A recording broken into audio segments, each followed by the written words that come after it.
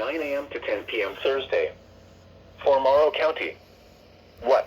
South to southwest winds 20 to 30 miles an hour with gusts up to 60 miles an hour expected. Where? Erie, Huron, Richland, and Morrow counties.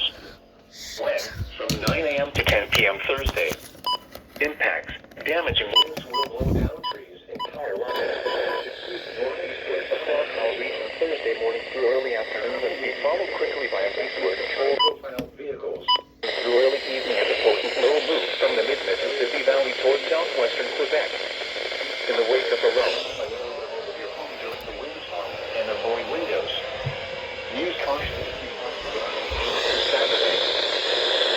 The forecast for the Central Highlands. This afternoon, mostly the wind advisory. Southwest around Fairfield, Fayette, Franklin, Hawkins, looking at takeaway. Wind advisory. Oh fuck, I missed it on WW57. 7 p.m. Thursday. What? Southwest winds 20 to 30 This is my DW100, by the way. Yep, I got it as a replacement for the old version 3. So yeah.